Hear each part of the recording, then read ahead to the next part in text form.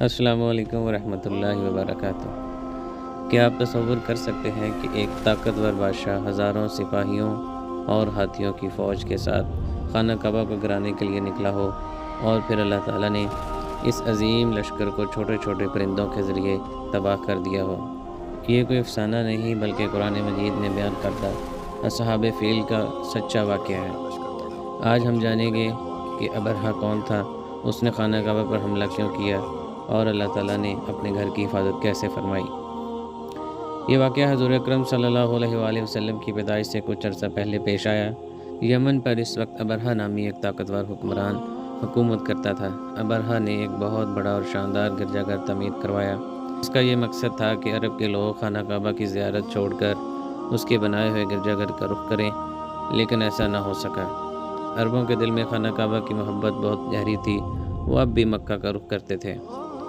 جب ابرہہ نے دیکھا کہ لوگ اس کے بنائے گرجا گھر کی طرف توجہ نہیں دے رہے تو اسے شدید غصہ آیا۔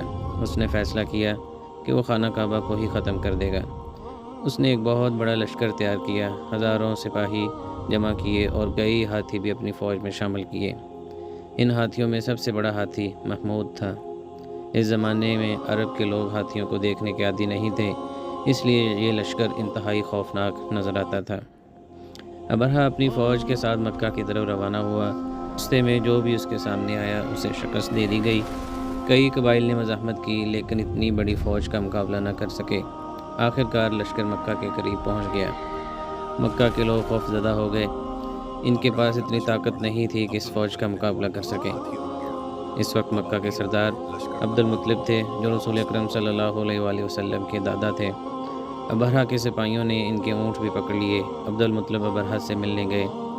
ابرہہ نے سمجھا کہ وہ خانہ کعبہ کی سفارش کریں گے، لیکن عبد المطلب نے فرمایا، مجھے اپنے اونٹ واپس چاہیے۔ ابرہہ حیران رہ گیا۔ اس نے کہا، میں تمہارے مقدس گھر کو گرانے آیا ہوں اور تم اونٹوں کی بات کر رہے ہو۔ عبد المطلب نے ایک ایسا جواب دیا جو تاریخ میں ہمیشہ یاد رکھا جائے گا۔ انہوں نے فرمایا، اونٹوں کا مالک میں ہوں، اس لیے ان کی فکر کرتا ہوں، اور اس گھر کا ایک مالک ہے جو خود اس کی حفاظت کرے گا۔ عبد المطلب نے لوگوں کو حکم دیا کہ وہ پہاڑوں پر چلے جائیں۔ سب لوگ اپنے گھروں سے نکل گئے۔ وہ اللہ تعالیٰ سے دعا کرنے لگے۔ مکہ تقریباً خالی ہو چکا تھا۔ سب کی نظریں اللہ کی مدد پر تھیں۔ اگلی صبح برہہ نے حملے کا حکم دیا۔ فوج آگے بڑھی، لیکن جب سب سے بڑا ہاتھی خانہ کعبہ کی طرف بڑھایا گیا تو وہ بیٹھ گیا۔ سپاہیوں نے اسے مارا، کھینچا، دھکا دیا، مگر وہ نہ اٹھا۔ جب اس کا رخ یمن کی طرف کیا جاتا تو فوراً چل پڑتا، جب شام کی طرف موڑا جاتا تو چلنے لگتا، لیکن جیسے ہی خانہ کعبہ کی طرف رخ کیا جاتا وہ بیٹھ جاتا۔ یہ اللہ تعالیٰ کی قدرت کا پہلا نشان تھا۔ پھر اچانک آسمان پر عجیب منظر ظاہر ہوا۔ دور افق سے پرندوں کے جھنڈ نمودار ہوئے۔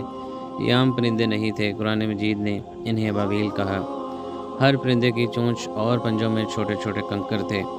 پرندے لشکر کے اوپر منڈلانے لگے، اور پھر انہوں نے اللہ کے حکم سے وہ کنکریاں فوج پر برسانا شروع کر دیں۔ یہ عام کنکریاں نہیں تھیں، جس سپاہی کو کنکری لگتی وہ ہلاک ہو جاتا۔ فوج میں بھگدڑ مچ گئی، سپاہی ادھر ادھر بھاگنے لگے، لیکن عذاب سے بچ نہ سکے۔ طاقتور لشکر چند لمحوں میں شکست کھا گیا۔ قرآن مجید فرماتا ہے کہ اللہ تعالیٰ نے انہیں ایسے کر دیا جیسے جانوروں کا کھایا ہوا بھوسا۔ ابرہہ خود بھی اس عذاب سے نہ بچ سکا۔ وہ زخمی حالت میں یمن کی طرف بھاگا۔ راستے میں اس کی حالت بگڑتی گئی اور بالآخر وہ ہلاک ہو گیا۔ یوں اللہ تعالیٰ نے اپنے گھر کی حفاظت فرمائی، بغیر کسی انسانی فوج کے، بغیر کسی ہتھیار کے، صرف اپنے حکم سے۔ اصحاب فیل کی کہانی ہمیں سکھاتی ہے، اللہ تعالیٰ ہر چیز پر قادر ہے۔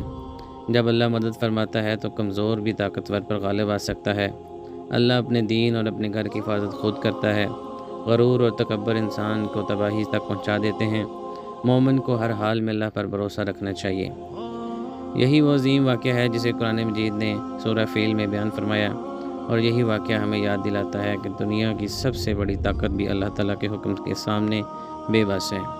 اگر آپ کو یہ اسلامی کہانی پسند آئی ہو تو ویڈیو کو لائک کریں